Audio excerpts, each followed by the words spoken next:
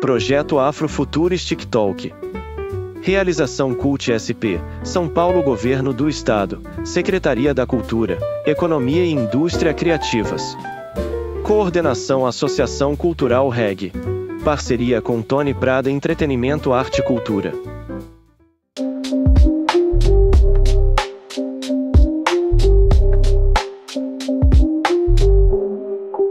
Salve afronautas, é uma alegria imensa ter você aqui de novo como nosso convidado nesse Afrofuturistic Magazine, que é um espaço digital para que você possa ter contato com conteúdo que trata de economia criativa, empoderamento financeiro da população negra e a história que nos envolve e que nos constrói como parte de uma sociedade emergente que é a sociedade brasileira. E hoje eu tenho como convidado, como tenho sempre feito, trazido amigos com muito conteúdo, com muita história para contar. E esse que eu convidei hoje é, além de tudo, um grande e um velho amigo, né? Ele é uma enciclopédia e eu costumo chamar ele de meu guru, tamanho conhecimento e tamanha importância que ele tem na minha vida. Rafael Pinto é um personagem dos mais importantes do chamado movimento negro contemporâneo, participa do movimento negro e ele mesmo vai poder falar acho que desde a década de 70, ajudou na construção do movimento negro unificado, na fundação da MNU, na fundação da Coordenação Nacional de Entidades Negras, a CONEM, e várias outras atividades na construção desse movimento que acabou resultando hoje nesse Brasil em que os primeiros passos na luta contra o racismo está sendo dado. Não seria possível falar de política de ESG, política de diversidade, a inserção dos negros na universidade, sem a mobilização do movimento negro brasileiro na luta contra o chamado racismo cordial, o que eu chamo de racismo transparente, né, que vigorou, que hoje parece um absurdo, mas vigorou como verdade absoluta, e o Rafael vai poder falar um pouco disso. Rafael, quero que você se apresente sobre o olhar do Rafael. Quem é o Rafael?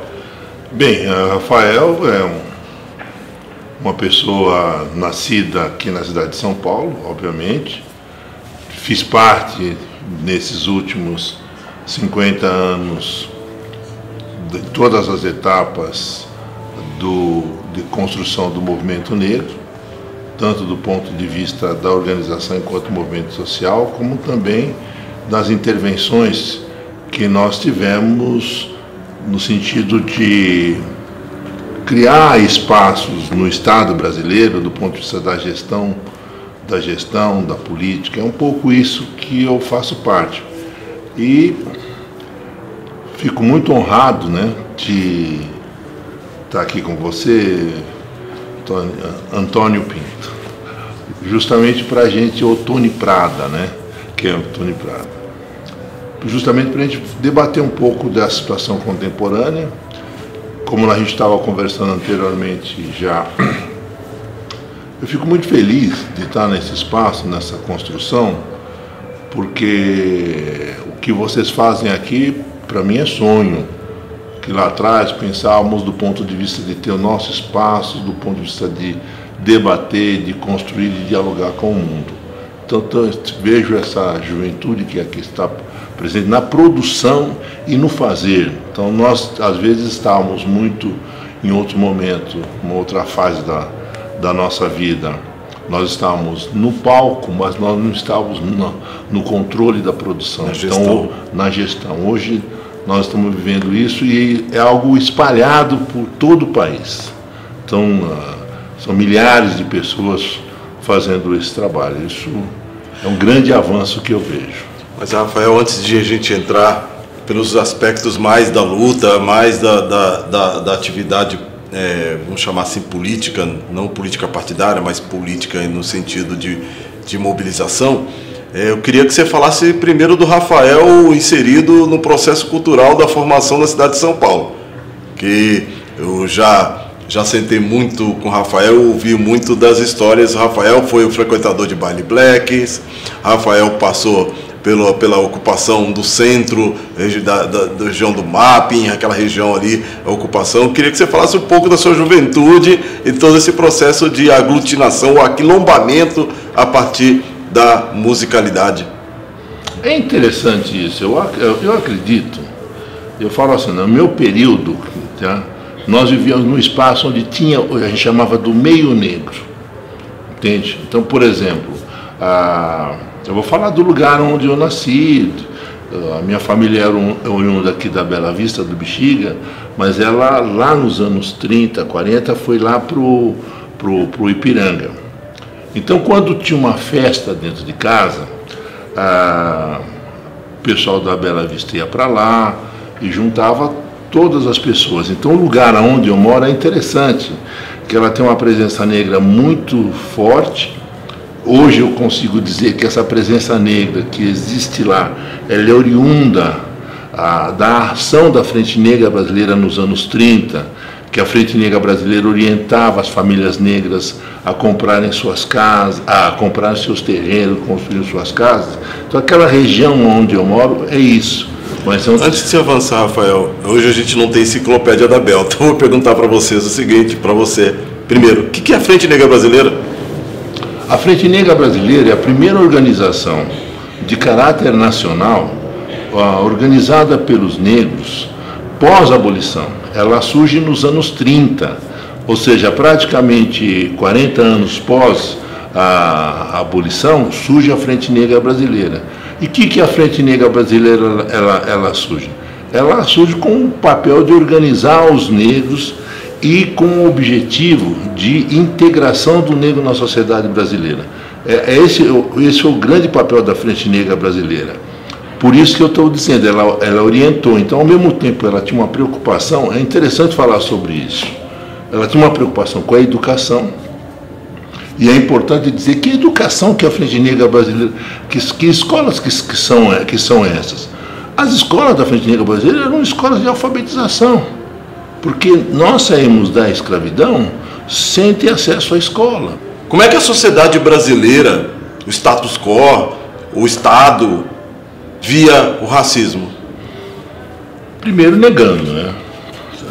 Se nós falarmos dos anos 60, 50, 60, até anos 70, havia uma negação do ponto de vista de pensar o mito da democracia racial. Havia esta negação.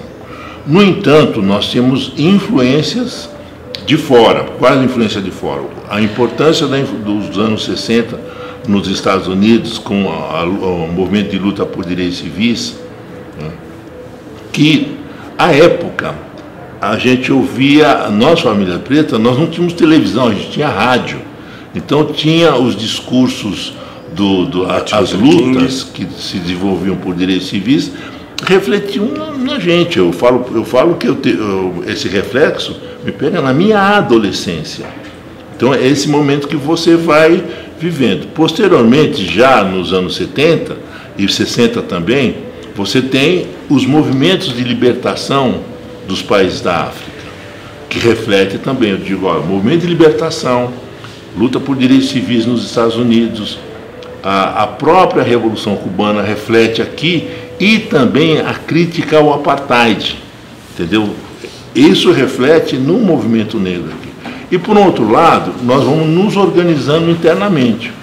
Esse período duro que nós passamos, que foi o período da ditadura militar, do golpe de 64, que vai até 85 praticamente, foi um período extremamente difícil e que nós, se nós imaginarmos, eu falo da minha história e de outros, que nós éramos alunos de escola pública.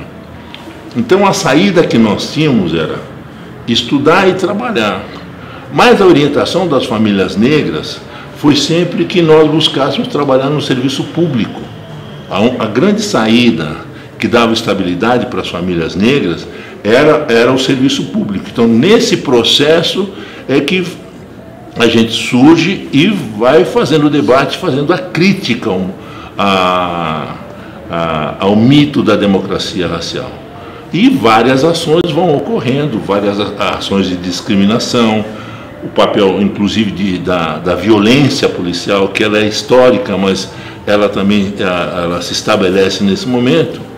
E há também dentro da sociedade brasileira, há um movimento de luta por democracia, nós lutávamos também por uma questão básica, democracia, liberdade de organização e expressão, e obviamente nós do movimento negro fizemos a denúncia do domínio da democracia racial. A partir de que momento você percebeu assim, eu sou o movimento negro, eu participo do movimento negro? Que foi o momento que você, em que organização, como é que foi o chamado, como é que você se viu como integrante desse movimento tão importante? Bem, simples. Tudo vai começando nas festas. Tem festa aqui no Bexiga, tem festa no Ipiranga, nós vamos se envolvendo e vamos estudando. Por exemplo, eu vim estudar no curso universitário, que é ali no Bexiga, onde está ali o cursinho preparatório para vestibular da universidade. Isso. Você as pessoas hoje nem sabem o que é o cursinho vestibular. Então você vai vivendo e as ações vão ocorrendo. Então a minha movimentação de entrar no movimento negro passa de um lado no chamado colegial hoje, e por outro lado no cursinho, entendeu? E foi sempre instintivamente de estar nos espaços e a gente se organizar como negros. Nós nos organizamos como pessoas negras. Então tem um menino negro que estuda de manhã, outro que estuda de tarde, outro que estuda à noite, e de repente nós nos víamos juntos. E o que ocorreu? No cursinho, um dos companheiros nossos falou: olha, Rafa, vamos montar o lugar. Aí comecei a fazer reuniões aqui na Praça da República, e na feirinha da Praça da República. Aí sim que foi a minha escola, porque ali estava o Clóvis Moura, estava o Aristides Barbosa, quem estava mais? Odacir Matos, Jangada, Tereza Santos, Solano Trindade, Raquel Trindade, Vicente. Foi esta roda de conversa, que é uma coisa muito séria, que eu falo de formação política. A formação política, ela pode se dar do ponto de vista formal, de você fazer hoje, que é chique, né, fazer um curso de letramento racial, que está em moda, mas naquele momento não, naquele momento era orientações. Então, no relacionamento com essas pessoas, que aí eu fui entender Lene Kruma, panafricanismo, ler Florestan Fernandes, Roger Bastille. Você vai lendo, entendeu? E foi todo esse processo. E ter acesso também aos escritos dos autores afro-americanos, entendeu? James Baldwin, Eldridge Cleaver, esses camaradas que a gente foi... Stokely Carmichael, quando Stokely Carmichael lança o Poder Negro e o acesso ao Poder Negro escrito pelo Carmichael e Charles V. Hamilton, a gente teve acesso só em espanhol. Não tinha tradução, não tinha produção no Brasil. E quando você tinha acesso em língua portuguesa, era em língua portuguesa das editoras de Portugal. Perfeito. E nesse bojo todo, nesse processo todo, como é que vem a fundação do Movimento Negro Unificado? Aí sim. O que ocorre a fundação do Movimento Negro Unificado? Importante só dizer assim para os mais jovens, o Movimento Negro Unificado é a primeira rearticulação do movimento negro de maneira nacional, e eu considero como um grande marco do movimento negro contemporâneo. Desse novo processo, não sei se o Rafael concorda, acho que é o grande marco do ressurgimento do movimento negro nesse momento contemporâneo. Eu tenho brincado que tem muita gente hoje que tem complexo de Adão e Eva. O complexo de Adão e Eva é aquele que você acha que não teve nada antes de você, né? A terra surgiu a partir de mim. É importante contar essas histórias. Movimento Negro Unificado, como é que você foi parar lá e você estava lá no dia no teatro, na escadaria do Teatro Municipal? Conta um pouco disso. Na verdade, o que ocorreu foi o seguinte: é uma relação do movimento negro com o movimento estudantil. Então você tem que olhar o movimento estudantil, tem que olhar a ação nossa no movimento estudantil. Então nós estamos no movimento estudantil. E no movimento estudantil, naquele período da ditadura, tinha a chamada imprensa alternativa. Então nós começamos a ter uma relação com o jornal Versus. E tem os jornais estudantis também, as tendências estudantis. Então você entra no movimento estudantil. Todos nós entramos no movimento estudantil. Mas o importante é que nós começamos então a discutir. Falo de um camarada muito interessante, o Marcos Faerman, que era o cara que dirigia, articulava o Versus. E nós fomos debater lá. O Versus era Versus Latinoamérica. E nós, já com a ideia, falamos, olha, fomos debater com o Marcão, falamos, Marcão, olha, o negócio é o seguinte, nós não somos latinos, nós somos afro. Entendeu? Que tal? Aí, debatendo, falou, então vamos colocar como Versus Afro-Latinoamérica. Então, nós começamos já a debater essa, digamos, a ideia de africanidade e de nos pensar como construir essa identidade. Aí o que ocorre? E foi uma data importante, que por sinal é data do meu aniversário, dia 28 de abril de 78, o Robson Silveira da Luz, o Robson, ele foi preso lá em Guaianazes. E o Robson é meu parente, entendeu? Eu não sabia disso. Eu quase não falo sobre isso, entendeu? Mas para entender o processo, sim, porque a coisa volta para o Ipiranga novamente, entende? E aí, estamos no Verso, eu falei, olha, aconteceu tal questão, que foi um caso de violência. Vamos fazer a denúncia, nos organizamos para escrever no jornal. Tá? E ao mesmo tempo, nós já tínhamos, foi 78, então 74, eu estou saltando um pouco, mas voltando para 74. 75, para ser mais preciso. A Teresa Santos, ela tinha criado o Centro de Cultura e Arte Negra, o SECAM, e o SECAM, à época, montou uma peça, ela com Eduardo Oliveira, que era a peça Agora Falamos Nós. Aí, quando em 75, teve a morte do Herzog, e a Teresa Santos era do Partidão, era do Partido Comunista. Então a orientação que o Partido Comunista dá para a direção do partido, dá para ela, fala, você não pode ficar mais aqui, que você corre o risco de cair, de ser presa. E ela era atriz da TV Tupi. Sim. Então o personagem dela morre, entendeu? Morre o personagem dela, e aí ela chama, nós estamos saindo do ensaio do Vai-Vai, sem saber de nada, elas nos chamam para comer um jantar na casa dela, um domingo. Aí nós fomos, eu, o Dacir, o Neninho e o Milton, ali na Praça 14 bis, Milton Barbosa, fomos jantar na casa da Teresa Santos.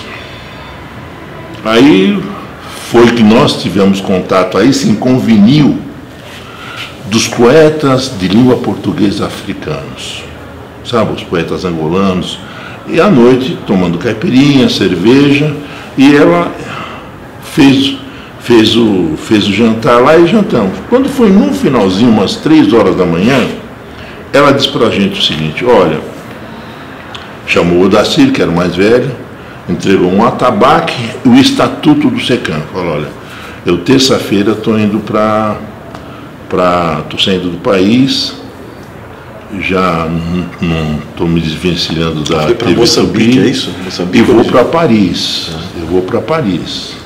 Mas o meu endereço é Angola. Angola. Eu não vou ficar na França, eu vou para a África. Ótimo. E vocês tocam aí. Então ela passou para nós, entendeu? essa responsabilidade de organizar o SECAM. Nessa organização do SECAM, já estamos numa outra fase.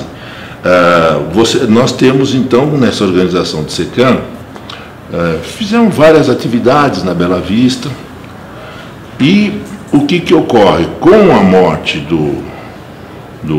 com o assassinato, né, do Robson, que nós começamos a denunciar, então foi um dia 18 de junho, hoje eu falo a data, mas um dia nós nos reunimos num grupo de umas 10 pessoas, tinha gente do Rio de Janeiro, tinha gente aqui de São Paulo, e nós falamos, olha, nós não temos mais alternativa, nós temos que fazer um ato público, nós temos que sair às ruas para denunciar o racismo no Brasil.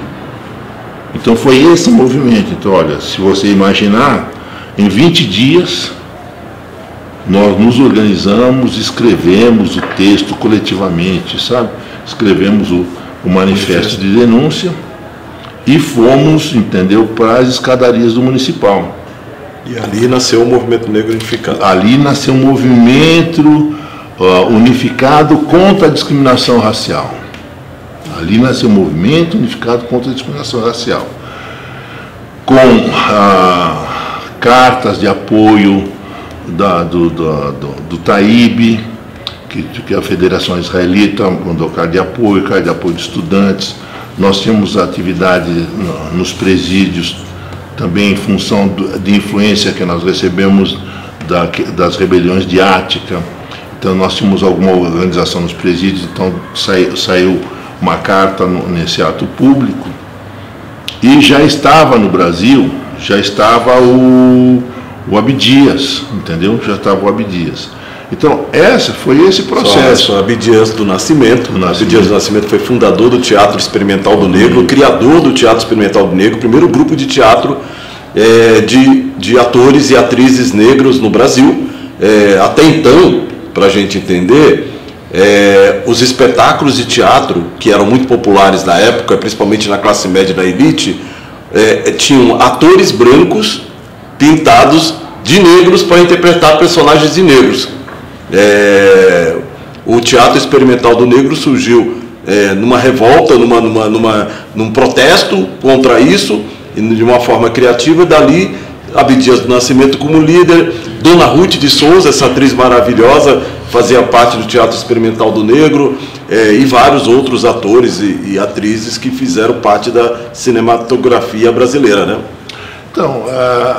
Então o Movimento Negro Unificado, ele surge desse processo, um ato. A ideia era que não se tivesse, tanto é uma característica que vocês podem observar, o MNU, por exemplo, ele é um movimento que ele surge de um processo coletivo, publicamente. Então havia 3.000 pessoas, 2.000 pessoas que havia naquele momento. Nós conseguimos espaço naquele momento de fazer denúncia internacional, porque nós tivemos apoio de jornalistas, de militantes que queriam nos ajudar, que participaram dessa construção. Então, por exemplo, o ato público, às vezes as pessoas acham, o ato público tinha brancos antirracistas construídos com a gente. Isso é importante falar sobre isso, entendeu? Que obviamente tinha espaço de mídia, à época. Então foi esse movimento. E mais, havia, usando as expressões de hoje, havia pessoas mais à direita, mais à esquerda, e foi isso, foi uma frente, se for falar assim, como é um movimento negro? Uma frente ampla. Uma frente ampla de entidades negras. Isso é concreto. Sim. Frente ampla de entidades negras. Aí o nosso tempo sempre é curto, mas aí nasce o Movimento Negro Unificado, que se ramifica pelo Brasil inteiro, e a partir daí começa uma luta mais forte para que o Estado brasileiro reconhecesse que a sociedade brasileira tinha uma configuração racista, porque naquela época havia uma comparação, se dizia o seguinte: não, os Estados Unidos era uma sociedade-estado racista em função da segregação racial muito brutal nos Estados Unidos. Lá tinha restaurante para negros, restaurante para brancos, banheiro para negros, banheiros para brancos. No Brasil não tinha essa segregação absoluta, mas tinha um racismo sutil, absolutamente sutil, em que os espaços de negros e brancos eram delimitados não por uma placa, né, mas pelo limite social dado, né, pelo limite social estabelecido. Queria que você rapidamente, Rafael, desse momento da fundação do Movimento Unificado até a Marcha Zumbi, recebida por Fernando Henrique Cardoso, que abriu espaço para que o IPEA iniciasse os estudos para identificar a questão racial brasileira. Eu vou dar 10 anos depois, 10 anos, é importante falar 10 anos. Você tem 78, você tem 88. Isso. Eu acho que a Constituição de 88, o movimento de 88 é importante. É verdade. Nós passamos a ter, a partir de 82, a eleição de uma maior participação, tanto é que eu quero falar que nos anos 80 foi interessante isso. Nós, o MNU, se reúne com o então senador Franco Montoro, que ia ser governador do Estado. E nós apontávamos duas questões para o governador, para o futuro governador. A questão da violência policial e a questão da discriminação racial. Então nós nos reunimos com ele, ele tinha certeza que ele seria eleito governador, que em 1980 ele apresentou, olha, um professor da USP, eu não lembro o nome, esse aqui vai ser meu secretário de segurança. Então a nossa conversa então é séria. E que aí quando dá 10 anos depois, 88, nós temos então a Constituinte, e que se faz a nova Constituição. E a nova Constituição ela vem com um outro modelo, com garantia de saúde, com direito constitucional, saúde, cultura, moradia, educação e o reconhecimento das terras remanescentes de quilombo. Então ela faz um corte. Isso dá um avanço muito grande até nós chegarmos em 95, que é a marcha contra a marcha de Zumbi, foi em 85, que foi até o Palácio do Planalto com o Fernando Henrique, que ele então reconhece Zumbi como um herói nacional. Quem reconhece Zumbi como herói nacional primeira vez. É a primeira vez, e cria um GT, um grupo de trabalho que cumpriu esse papel institucional daquele período. Fernando Henrique, como grande sociólogo que ele era, que ele sempre foi, ele entendia que para você identificar uma doença social, que era o racismo, era preciso ter diagnóstico, né? Aí ele cria esse grupo de trabalho, o IPEA faz parte desse grupo de trabalho. Ricardo Henriques era um dos técnicos que construiu e fez um processo que foi fundamental de levantamento de informação, dados sobre a realidade brasileira. E eu me lembro, tentando puxar aqui, eu me lembro que logo depois, em 2002, é eleito o presidente Lula, e essas informações construídas por esse grupo de trabalho e construídas pelo IPEA foram fundamentais para que o próprio Lula, que também tinha dúvida, vamos falar aqui real, tinha dúvida sobre essa questão racial, ele só teve certeza, e se deu conta, e o Rafael lembra disso, quando os dados que o IPEA tinha construído foram colocados à mostra e nu. Eu lembro até hoje de uma coisa que impressionou muito na época. Na questão da educação, a pesquisa mostrava o seguinte, que o Brasil cresceu enormemente no nível de democratização da educação. Só que eram duas retas paralelas, quando você colocava brancos e negros. Os dois cresceram, só que eram duas retas que nunca se encontravam. E o Ricardo Henriques, na época, eu lembro dessa frase, ele dizia o seguinte, nós vamos levar 250 anos para essas duas retas se encontrarem. Isso foi fundamental para o nascimento da CEPIR, fundamental para a construção da igualdade racial e tal. E é isso, Rafael? 2001, tem que falar da Conferência de Durban. Tem que falar da Conferência de Durban, é verdade. 2001, tá. Então, lá na Conferência de Durban, o Brasil foi a maior delegação, 600 delegados. Estávamos lá, eu e você. Estávamos lá, tem fotografia, entendeu? Isso eu não sabia.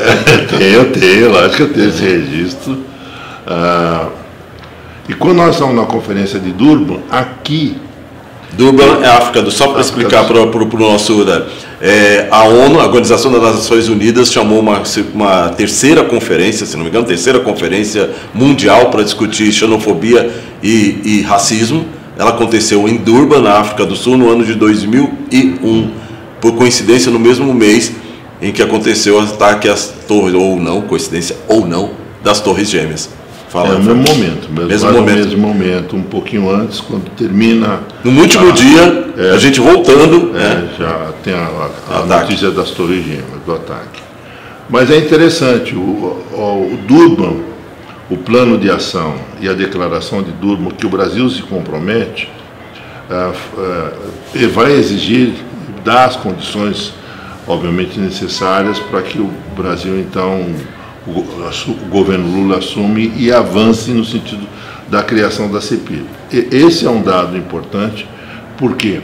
Porque Durban dá uma referência de que os países que assinaram a declaração, o plano de ação de Durban, constava de alterar suas legislações do ponto de vista de resolver as desigualdades socio-raciais. Eu acho que essa é uma questão que dá toda uma condição de que nós internamente tivéssemos força, inclusive com mudança do governo, de fazer isso. Por quê? O governo Fernando Henrique, naquele mesmo período, ele estava criando um conselho de igualdade racial. E nós afirmávamos lá, falamos, olha, conselho para nós não interessa. Nós precisamos ter um órgão de governo de nível... De nível primeiro escalão, para que essa questão avance. Então, nós tivemos que, eu falo assim, o movimento negro foi criativo do ponto de vista de propor, porque o que ocorre? A CEPIR é a primeira vez que você tem um órgão de Estado, de governo, operando, entendeu? A construção do enfrentamento das desigualdades raciais. Assim, um órgão do executivo, que reflete, você teve por lá, reflete depois nos diversos países. Né? Mas essa experiência foi a experiência que ela vem desse processo. E aí, Rafael, e até o nosso internauta vai me desculpar pela correria, pelo atropelo, a gente vai poder contar essa história, inclusive, outras vezes, porque cada detalhe desse são anos e anos e anos de luta de história e tal. A gente chega hoje no Brasil, fruto desse acúmulo, desse processo todo, a gente chega hoje num Brasil em que o debate racial ganhou força, tem uma presença forte desse debate, principalmente dentro do setor privado e nas empresas, depois de ter passado pelo espaço público, desse crescimento no espaço público. Mas aí eu já vou fazer uma provocação para você, que é uma provocação social. Até que ponto as ações que acontecem hoje nas nossas empresas não é tokenização? Tokenização é um termo criado pelo Martin Luther King para explicar quando se utiliza do argumento da luta de que você está fazendo ação para a igualdade racial, mas isso só acontece do ponto de vista do marketing, ele não acontece efetivamente dentro das empresas. Como é que você tem visto isso hoje, Rafael? Na verdade, nós demos o exemplo primeiro. Qual foi o exemplo que nós demos primeiro? Nós forçamos o Estado brasileiro a criar as cotas raciais do funcionalismo. Então, do ponto de vista de trabalho, o Estado, o Executivo, teve a ação primeira. Tá? E essa ação primeira também, foi um período que você operou, né, como gestor, que foi o período da aprovação do Estatuto da Igualdade Racial. Então, eu creio que o Estado deu esse exemplo. E o que acontece? As cotas raciais, começou a haver pressão nas empresas do ponto de vista de pensar a mobilidade vertical no interior das empresas. Então, na base das empresas, você sempre teve uma presença significativa de pessoas negras. E os estudos, aí, os diversos estudos, vão demonstrando que isso não. E as empresas, as multinacionais, porque as empresas começam a agir, mas as que tomam iniciativa não são as empresas brasileiras, são as multinacionais que aqui estão, e aí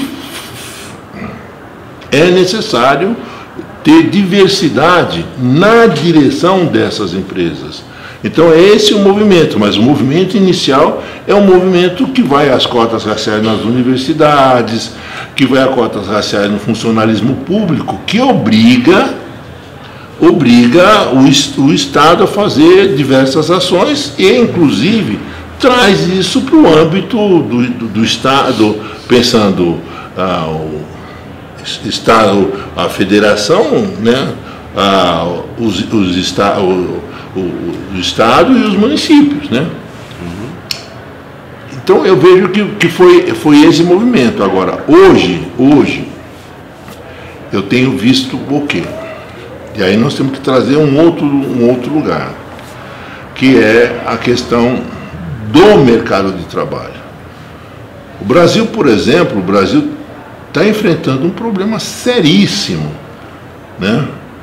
Com a maioria da população não ter conseguido estar em todos os níveis do Estado e das empresas, você ter a presença da maior parte da população, porque o racismo estrutural e da maneira como ele se expressa no Brasil, a mobilidade vertical dos negros, seja individual ou coletiva, foi muito difícil.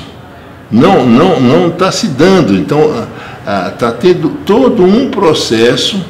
Se nós falarmos o que é interessante, as universidades públicas, eu falo um pouco da própria USP, porque eu fui funcionário lá. As universidades públicas havia muito poucos negros. Entende?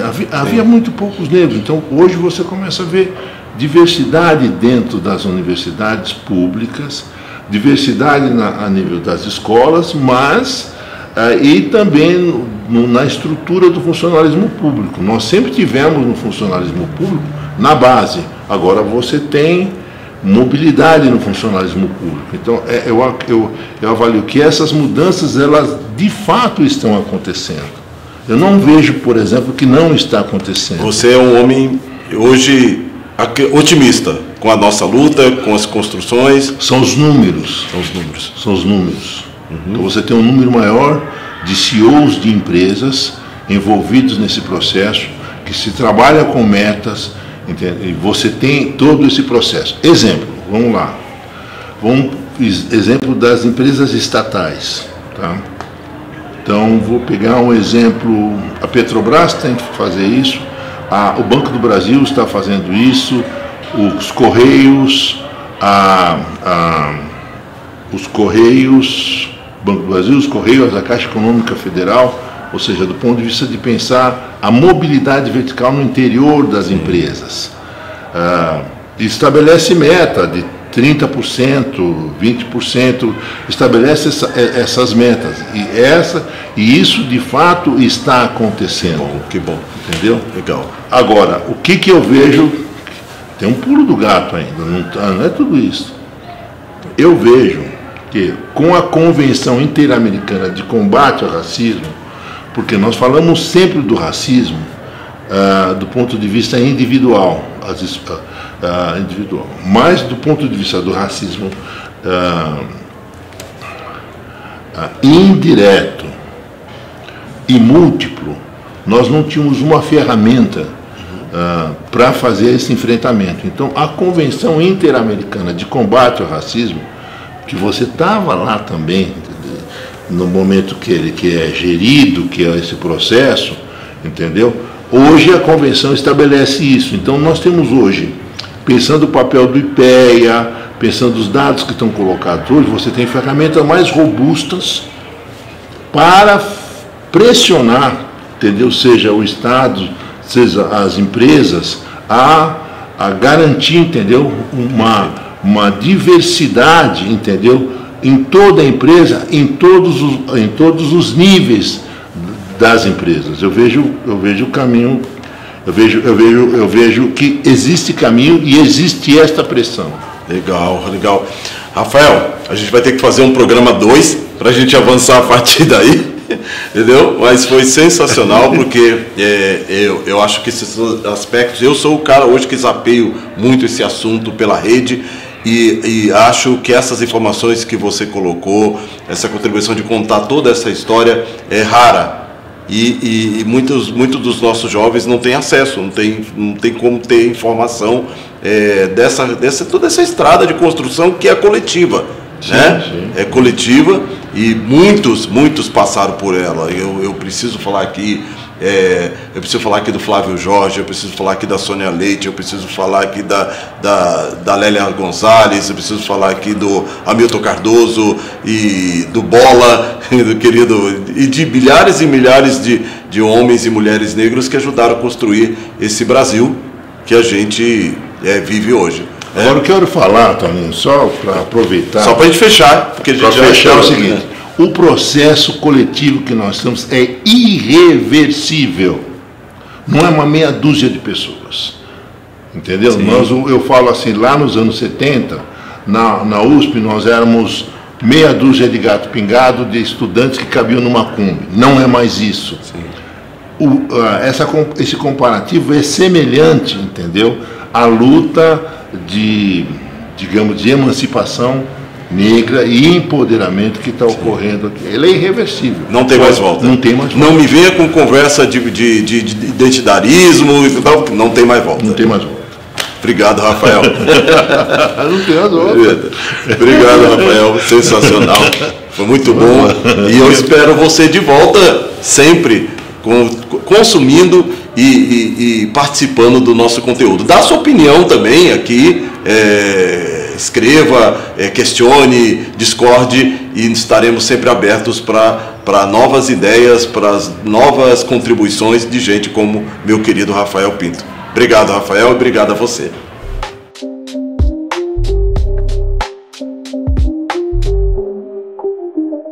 Salve, salve, afronautas, seja do Brasil, seja da Europa, seja da China, seja de qualquer lugar da galáxia que você esteja. É sempre um prazer ter você aqui conosco para falar um pouco sobre as questões que nos implicam, que nos afligem, discussões como empoderamento financeiro da população negra, falar muito sobre economia criativa, que afinal é o meu papel, é onde eu atuo, é onde eu vivo, e conversar um pouco sobre as nossas perspectivas para o futuro. Porque, como você já sabe, o nosso projeto se chama Afrofuturistic.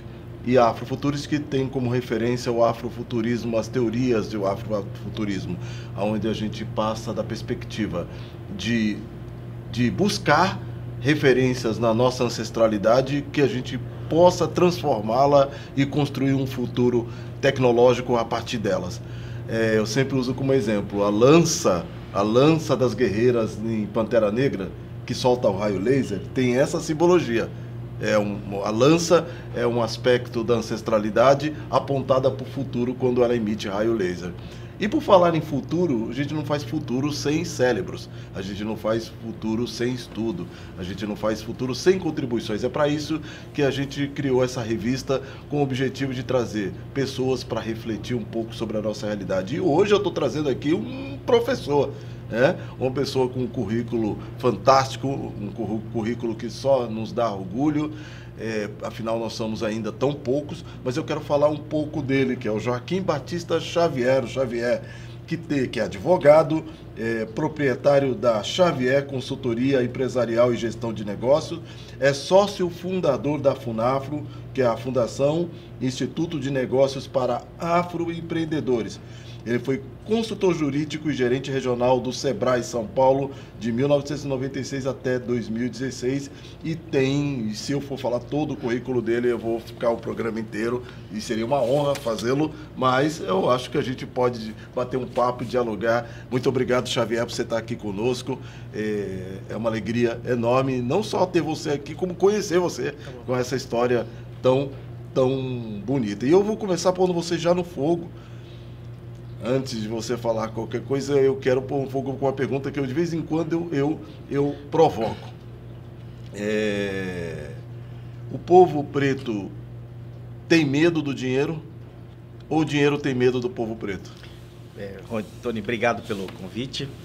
É uma pergunta realmente interessante, né? Não é essa questão de ter medo de dinheiro, é saber trabalhar com o dinheiro, né? Então, eu que atuo bastante na área empresarial, você precisa dominar minimamente questões financeiras para essa questão do dinheiro, né? O dinheiro, muitas vezes, ele acaba levando a pessoa ao fracasso, né? E para isso, a gente precisa ter uma questão de formação, de educação financeira, desde cedo. Então, já entrando nessa discussão, infelizmente, né, os níveis educacionais do brasileiro não é muito bom, né? E para a população negra é muito pior ainda, né? Mas assim, saber lidar com o dinheiro é extremamente importante. Isso é um processo que se aprende, não tem idade. E quanto mais cedo o jovem negro, a criança negra começar a lidar com o dinheiro, é extremamente importante para ele saber não entrar em roubadas e barcas furadas, né? Então, é importante essa questão do dinheiro, sim. Vivemos no mundo capitalista e você precisa estar inserido nesse contexto aí, tá certo? Perfeito. E pensando no... Eu vou dizer, já abrir algumas coisas para você que eu sei que são polêmicas, tem gente que não concorda comigo, mas eu quero dizer para você. Eu detesto expressões como microempreendedor, eu detesto expressões como microcrédito, eu detesto essas coisas porque ela, na minha opinião, não pelo bem que elas certamente em algum momento possam fazer, mas porque ela tem um sentido de estagnar uma pessoa naquele local. Nenhum vendedor de sorvete vai vender mais sorvete com microcrédito. Sim. Né? Ele vai vender mais sorvete possivelmente primeiro com uma educação de negócio. Eu me lembro até hoje uma vez, eu estava num salão de cabelo afro. Eu estava lá e comecei a conversar com o dono. Aí me chamou a atenção porque raramente eu vejo um dono de salão que é dono do próprio prédio. Sim. Aí trabalhavam ele e a esposa, e os dois eram donos do salão do prédio. Eu falei, que parabéns, que coisa mais legal, tal. Ele falou, mas eu queria crescer muito mais. Por exemplo, eu criei essa pomada, ele abriu lá a pomada. Eu criei essa pomada há 15 anos atrás, eu vendo aqui, e um belo dia parou um coreano aqui. E ele falou para mim o seguinte, eu quero ser seu sócio nesse produto. Aí eu olhei para ele e falei, é mesmo? E o que você respondeu para ele? Eu perguntei para ele como que ele queria. Aí ele disse para mim que ele colocaria era um valor bem astronômico de investimento, que ele nomearia, ajudar na gestão, que ele teria 70% do negócio e ele propunha que o criador tivesse 30%. E ele disse não. Aí a minha pergunta para você, ele acertou ou errou? Aí depende do contexto, né? Como você falou, precisamos fazer uma correção. Micro e pequena é empresa, não o empreendedor, sim, o empresário. Ele não tem 1,20 m, 1,40 m. Então, isso é uma questão de você, primeiro, entender. A principal dificuldade é assim, todo negócio, às vezes ele começa pequeno. Sim. E como é que faz para crescer um negócio de maneira sustentável e estruturada? Então, às vezes você não tem um crescimento do negócio, a empresa ela inchou, ela não tem uma estrutura, não se desenvolve uma ferramenta chamada plano de negócio. O plano de negócio é uma ferramenta extremamente importante para o sucesso de uma empresa, né? Seja de que tamanho for, seja um MEI, né? Sim. Essa figura jurídica que foi criada no Brasil para algumas atividades, como pedreiro, é uma boa iniciativa, né? De cabeleireiro. Só que assim, as pessoas não querem ficar sempre no negócio pequeno. E como é que a gente vai crescer de uma maneira estruturada, seja qualquer tipo de empreendimento? Por exemplo, aqui no Brasil você tem dois tipos de empresários. de empreendedores, o por necessidade e por oportunidade. Então, você veja uma economia do país quando não está muito boa, as pessoas empreendem por necessidade, né? Aquele famoso, a pessoa vai vender o almoço para jantar. E muitas vezes a pessoa tem dificuldade de sair desse ciclo vicioso, certo? Perfeito. Por quê? O nível de escolaridade é muito baixo do empresário brasileiro, né? O empresário brasileiro, de média, sequer tem o antigo primeiro grau, né? Então é muito difícil. Acontece algo do outro lado do mundo e repercute em minutos aqui no país e a pessoa não sabe por quê, né? Então isso é extremamente importante, a pessoa investir em educação. Eu acredito muito na educação empreendedora, né? Uma das saídas do país, eu tenho esse pensamento que não vai ter no futuro emprego para todo mundo. Você vai ter que ter uma empresa, um CNPJ e prestar serviço para alguém, né? Esse é o primeiro passo, a questão do plano de negócio. A segunda questão, você já falou no início, é a questão de educação financeira. Quanto vale o dinheiro? Conhecer um pouquinho o que é juros simples, juro composto. Essa questão que você falou da pomada, em primeiro lugar, será que a pessoa tinha informação do potencial desse Possivelmente produto? não. Não tinha. Certamente porque não. não tinha, muitas vezes não tinha nem patenteado esse produto, né?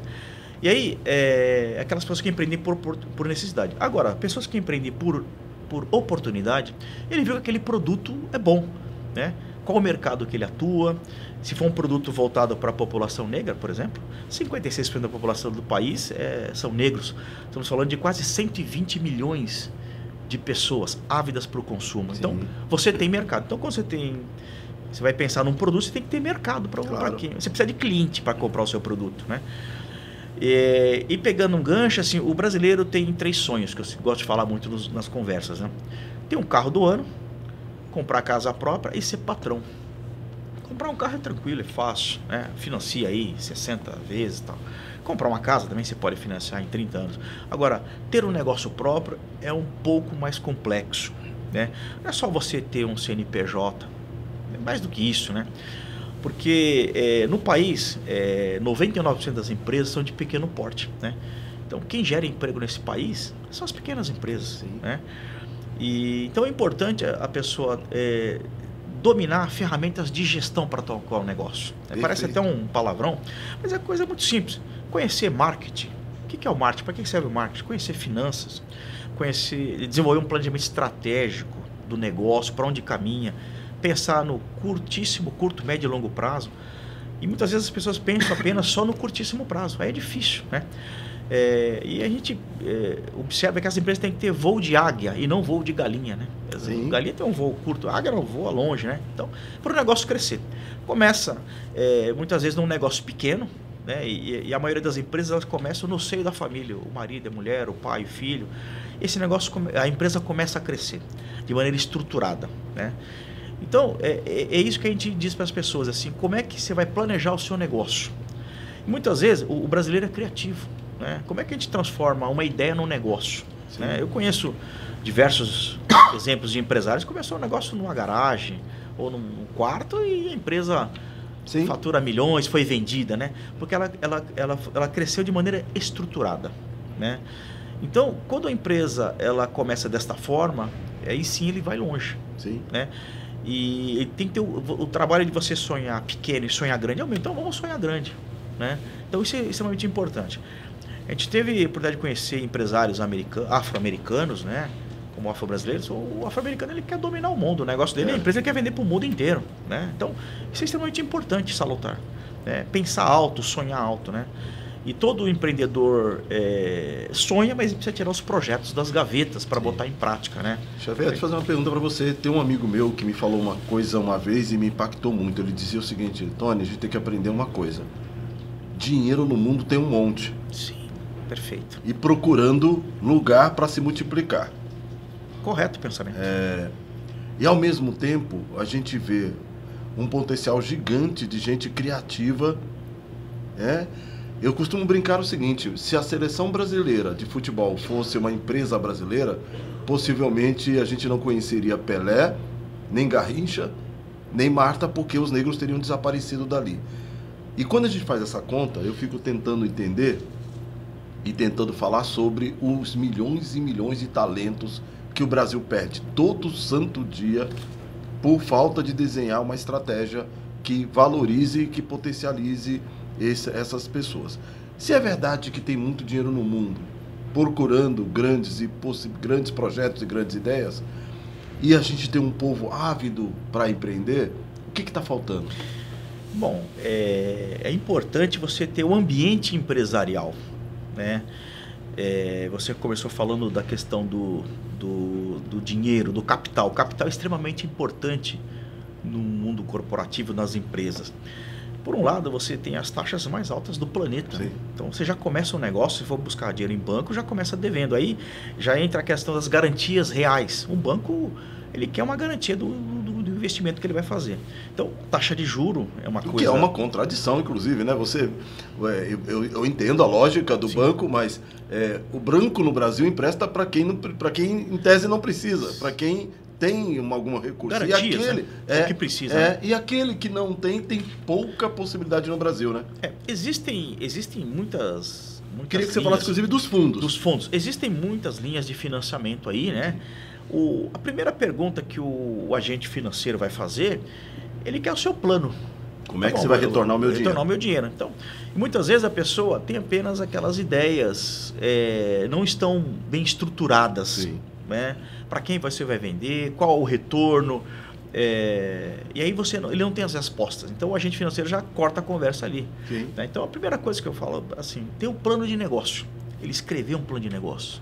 Isso é fundamental porque ele consegue colocar as ideias no papel, saber até onde ele pode ir ou não. Primeira coisa. A segunda é assim, estamos falando de comunicação, ele tem que o empresário precisa se comunicar. Sim. Como é que ele vai chegar na instituição financeira? Um papel extremamente importante.